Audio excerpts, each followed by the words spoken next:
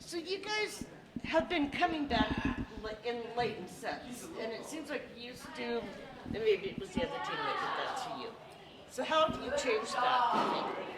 I really think that we've just been trying to keep a level-headed mindset and knowing that we are better than what we had showcased in those previous sets or the previous games that we had lost. And so I think we really kind of took that, not personally, but to heart, and knowing that we could showcase so much better what we have to our fans. And we want people to keep coming to come watch us and seeing what we've been working on in practice. And so I really think that we've just used those games, kind of turned into a positive mindset and used it as drive, or just to kind of tell ourselves, like, hey, we can't be at that level again. We are a lot better than that. Let's pick ourselves up.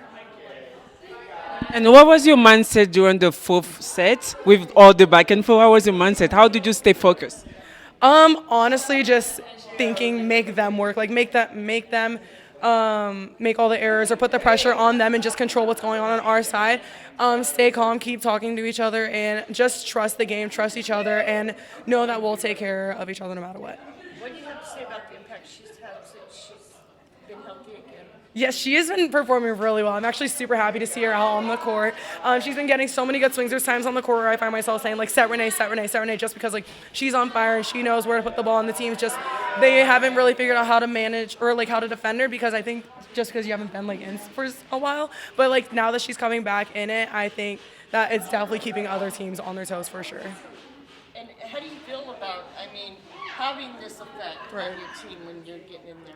I feel like it's wonderful just to be able to help my team as much as possible and just be able to be out there and knowing that they have faith in me to perform as well as I can, and just believing in each other, and like they've been there for me since the start, since pre-injury, post-injury. So just being able to get out there and perform and like finally make an impact, it's just been amazing. And I wanted to follow up on one thing we talked about when we did the presser.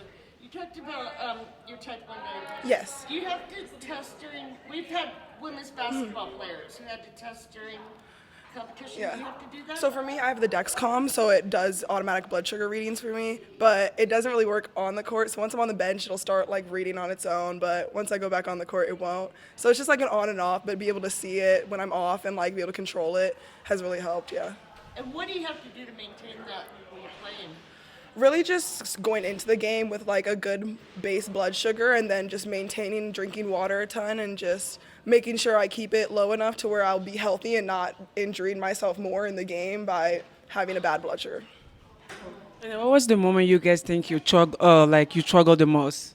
Where we struggled the most, I don't think it was really any moments where we completely struggled a ton. I think it was just, there were some moments where BYU got ahead of a foot on us, and we were just pushing to do our best as much as possible and to get the next set. Just know that we have to get the next point. Thank you. Thanks. Thank you.